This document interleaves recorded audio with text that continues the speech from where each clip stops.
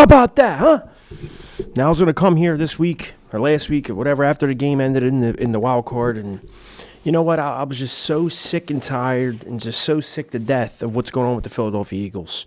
And I've been talking off the hook about them to everyone. Literally, at my job, it's 24/7. What's going on? What's going on? What's going on? I can't escape it. And then I say, you know what? Maybe I'll turn on the radio. Maybe I'll turn on YouTube, and maybe I'll try to get on something else. No, that's all everyone's talking about. Twitter, YouTube, the radio. I said, I'm taking a step back.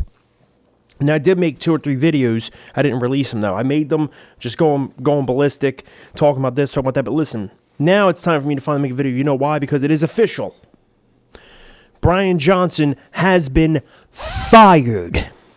Now, we know Sean Desai last night was fired, and so was Matt Patricia. We all got concerned because all the reports coming out for the past few weeks that was going to be Jeffrey Lurie was going to meet with Nick Sirianni, and if he don't like his plans, he's going to give him the same treatment he gave Doug. If there's no changes, then you're out. And all of us were hoping for that. Excuse me, not all of us. I was kind of on the fence. I said, look, maybe run it back with Nick and try new coordinators. But we don't want to be in this position every time where we have a coordinator who's this new guy who's innovative like the Steichen and Gannon. I don't know how he got a head coaching job, but he did. And we lose the guys, and then Nick's in over his head. And it's a continuous cycle of having to try to find a new, the defense was doomed, but the offense shouldn't have been that bad. It Hurts regressed I don't think, this is the thing with me, I don't think Hurts regressed as bad as many people think he did. Yeah, he had a lot more turnovers than he ever had, but he still had games where he won us games. He off his back, and because of the pure talent alone, we started 10-1. The pure talent of him, the team, the offense, we won games, and then it just crumbled. But there was nothing there to help him, and I think to myself, damn, if play calling was better, it wasn't so predictable, there was some creativity, there was some motion, and there was usage of the running game. How many, we should have blown people out. Like that New England game should have never been close. Tampa, I would think the first game we threw, beat them by 11 points. We should have beat them by more. There's plenty of games I look at it. Like the Arizona Cardinals, as we know, on New Year's Eve, that went, we lost 35-33, something, or 30, whatever it was. Some ridiculous thing that, I know our defense gave all those points, but still, you get the deal. And the offense got worse and worse and worse and worse. And it's funny, as you've seen, early in the year, it seemed like defenses, it started with Bill Belichick and the New England Patriots. They played us a certain way. They didn't want Jalen Hurts to run, so they were, not every play, but most plays, it was a mix. But you would see a lot of only 3-man rushes from the defense of the opposing team. And they were basically saying, beat me with your arm. And sometimes they would give him a pocket that he was in there so long, like the Tampa Bay game, week 3, where he's just holding on, and then he would make that throw. Boom, and it would be down the field. Maybe an interception, or it's a bomb for a touchdown. So then they go, oh, damn. And then we would change up and actually run the ball a little. That's when we started running it. And then something happened at that 49ers game to the whole team. To the whole team as a whole, not just the offense, the whole damn team. And then they switched over to Matt Patricia on defensive coordinator, and it all went downhill. We know the whole deal. But this last Tampa Bay game in the wild card was a joke.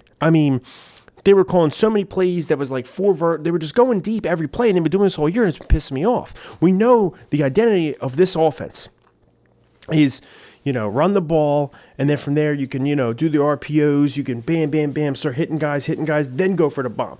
They were just going deep all the time when they did run it. If not, it was the same thing, hand to a running back who's standing right next to you. We know the whole deal.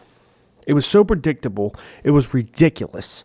That's how much it made me sick. And I said, if they're going to fire this fucking Sirianni, they better bring in a head coach who, if he's defensive-minded, he better bring a great OC with him. If he's an offensive-minded coach, he better be like a Kyle Shanahan, Sean McVay, or Andy Reid, a guy like that who can call plays on his own. So if you lose a coordinator, there's no miss. Maybe a little skip in the offense, but it's not missing a ton. You can keep going. Like a Ben Johnson off the Lions, which I didn't want to hype him up because we've seen it so many times where there's these offensive-minded guys that are just, oh my God, they're going to revolutionary, get him as a head coach, and then as head coaches, they're terrible.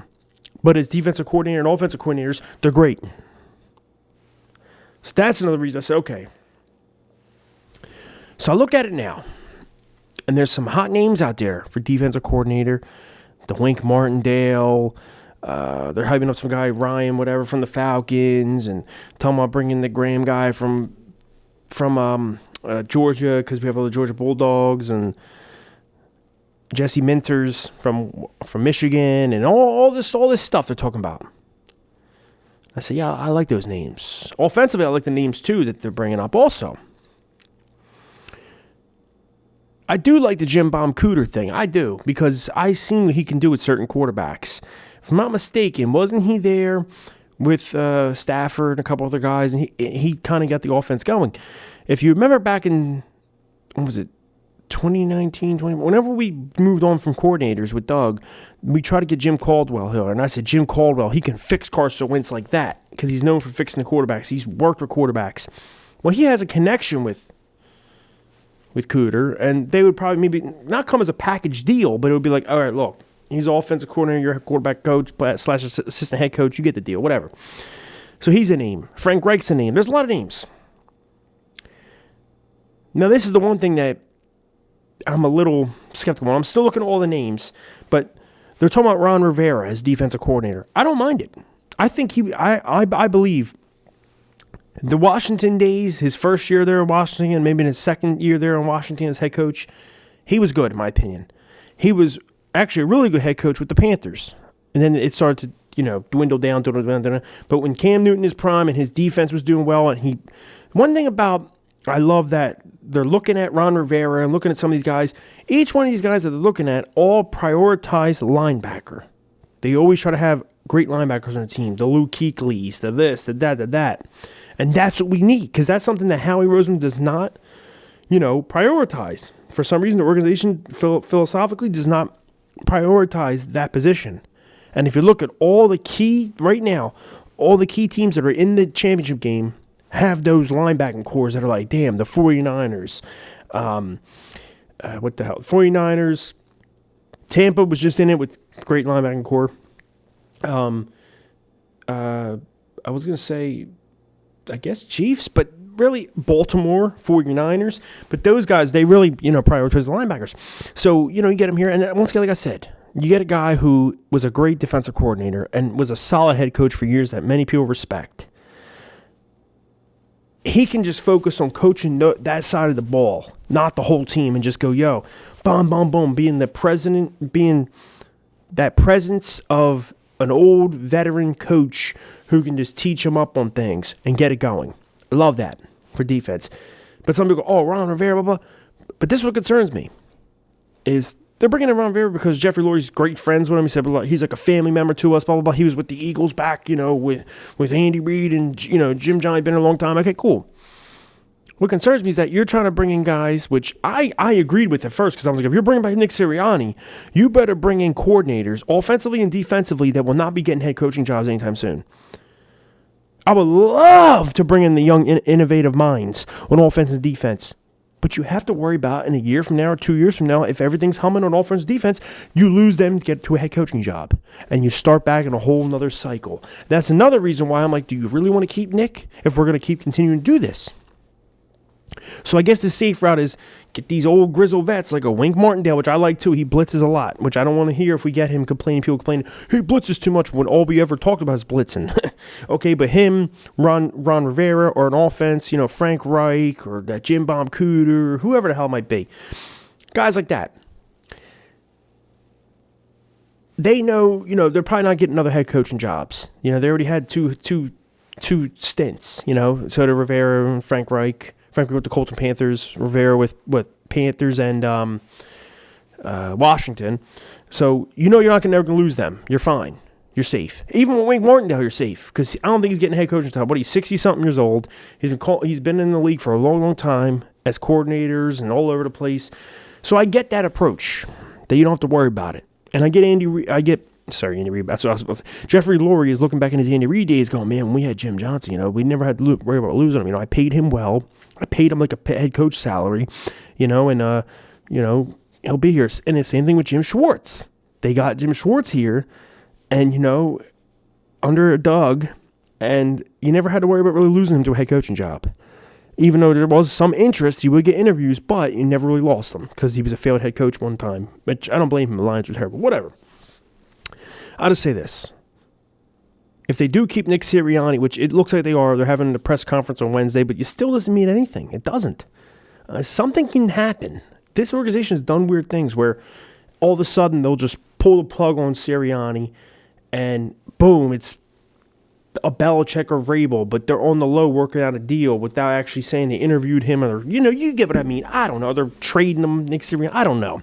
But as it stands now, Nick Sirianni is the head coach. We are getting new offensive coordinators, which I'm offense and defense, new coordinators. I'm so happy. New OC, and new DC. So thrilled, so happy. If you remember, go back and watch my 49ers video. When we lost to them, I said, look, we're going to make the playoffs. We're already, was it 10-1, 10-2, whatever it was at the time.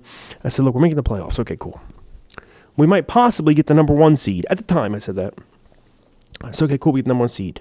But I look at this and I go, what is this all worth? We have the number 1 seed. We have the home field advantage, and maybe losing the divisional round or squeak it out and then get blown out by the 49ers or whoever again in the NFC Championship game. And then no one's getting fired. We're stuck with these trash coordinators. That's literally what I said in my video. Go back and rewatch it. That's literally what I said. So I'm kind of not happy how this unfolded, but this needed to happen. The regression of Hurts a little bit later down the season falls on the coaching. Him too, yes, but there was nothing there. Even if they couldn't defend the blitz, they couldn't do nothing. There was that one play I remember against the Buccaneers, that safety, where it was 3rd and 7. You're backed up in the end zone, could be a safety, and they're calling like almost damn near all these long developing routes, like damn near full verticals, but long developing routes on that, acting like it was 3rd and 22, and you were at the 40. No, back to the end zone, it's 3rd and freaking 7. Give him something, get it out. Why is he having to hold, and everyone's just covered and just going deep? This is what I mean by changing the made, and I'm so happy. I was nervous that it was going to be defensive coordinating change, because all we heard all week was defensive coordinating change, and maybe, but not, and a chance that there's change at the offensive side of the ball. And I kept saying, oh my fucking God, they might keep this Brian Johnson guy, man. I don't think they should. Like, they need someone different in here, and it looks like we're going that route. And once we do finally hire and interview and fire or whatever, you get the whole deal. I'll be back on the video. But you guys comment below on how do you feel about right now the situation with the Eagles? I'm starting to feel a little better. Nick Sirianni staying, okay. As long as there's changes, as there is coming, as we see, I'll be fine with it until other things happen. But this could go bad. It could. We could see a different Nick Sirianni. He knows he's under tons of pressure. He could be snapping out if he starts 0-2, and the whole thing can go downhill next year. But we'll see. I'm trying to be optimistic a little bit because we have the talent to perform and up to our speed and standard and do what we got to do. I hate that standard shit. What do you get? I mean, go Birds, fly guys, comment your thoughts. Who would you like to bring in as OC and DC? And let's go, man. New season and finally get some new damn good, actually try to get some good coaches in here. Go Birds, I'm out. Peace.